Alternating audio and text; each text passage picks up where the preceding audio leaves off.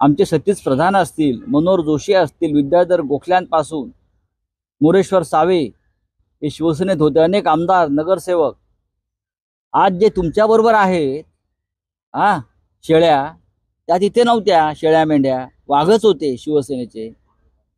आणि म्हणून आज अयोध्येत राम मंदिर उभं आहे. पण देवेंद्र फडणवीस हे शूर्पणखेच्या भूमिकेत शिरलेले आहेत. ते अनेक मायावी रूपं घेत आहेत आणि महाराष्ट्राला गुमराह करतायत. पण शेवटी नाशिकला शिवसेनेचं महाशिबिर आणि अधिवेशन होत आहे, यासाठीच होत आहे की आम्हाला या शूर्पणखेचं नाकच कापायचं आहे 2024 साली. पहा तुम्ही. सर 2018ला पक्षाच्या घटनेचा जो बदल झाला होता त्याची निवडणूक आयोगात नोंद नाही असं म्हटलं जात आहे. त्यावरून असं बोलतायत की ठाकरेंच्या शिवसेनेमध्ये काहीतरी धुसफूस होते, कारण का ती जी जबाबदारी होती देसाईंकडे होती, सुभाष देसाई. नाही, हे अत्यंत चुकीचं आहे. हा जे काय वृत्तपत्रात बातम्या आलेल्या आहेत ते कोणीतरी एखादा नतद्रष्ट असावा, त्यानं हे जाणीवपूर्वक पेरलेलं आहे आणि लोकांना गुमराह करण्याचा प्रयत्न याच्या मागे शिंदे गट आहे अशा बातम्या पसरवण्यामध्ये. 2013 आणि 2018 या दोन्ही राष्ट्रीय कार्यकारिणीची इत्थंभूत माहिती लेखी स्वरूपात घटना दुरुस्तीसह ही निवडणूक आयोगाला लेखी कागदपत्र आणि संपूर्ण पुराव्यासह कळवण्यात आलेली आहे.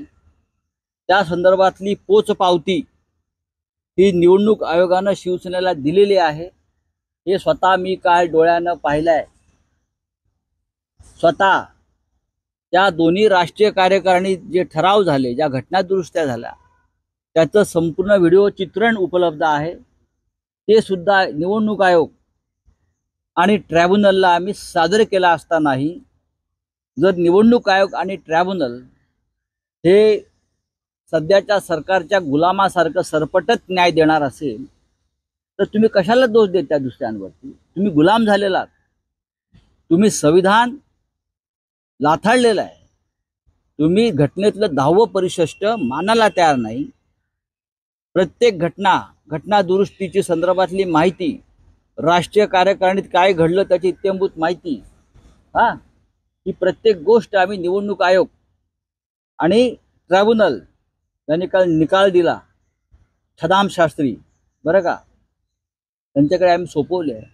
त्यांना दिसत नसेल, त्यांच्या डोळ्यामध्ये वडस उगवला असेल, त्यांना मोतीबिंदू झाला असेल तर आम्ही काय करणार? प्रत दिली असेल तर एंडोर्समेंट कॉपी आपल्याला भेटू नक्कीच आहे. प्रत्येक गोष्टीचा पुरावा आमच्याकडे आहे. पण तुम्ही बधीर आणि अंध झालेला आहात. तुम्ही धृतराष्ट्र होऊन निर्णय दिलेला आहे. त्याला कोणी काहीच करू शकत नाही. पण ह्याला उत्तर दिलं जाईल. मी स्वतः हे काल कागद पाहिले. आम्ही काल बसलो होतो. 2013 आणि 2018 या दोन राष्ट्रीय कार्यकारिण्या महत्त्वाच्या होत्या. त्याच्यामध्ये अनेक ठराव झालेले आहेत.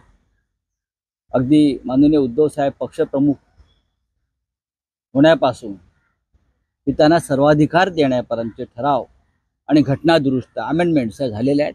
आणि त्या संदर्भातली संपूर्ण माहिती वेळोवेळी तात्काळ निवडणूक आयोगाला कागदावर कळवलेली आहे. आणि निवडणूक आयोगाचे त्याचे सही सिक्के हे मिळाल्याचे आमच्याकडे कागद आहेत. आणि असं असताना सुद्धा अशा पद्धतीनं निर्णय आणि निकाल देणं म्हणजे न्याय व्यवस्था, ज्यांच्यावर न्याय देण्याची जबाबदारी आहे बरं का, त्यांनी या न्याय व्यवस्थेची प्रतिष्ठा कशी धुळीस मिळवली. आणि महाराष्ट्रात डॉक्टर बाबासाहेब आंबेडकर ज्यांनी घटना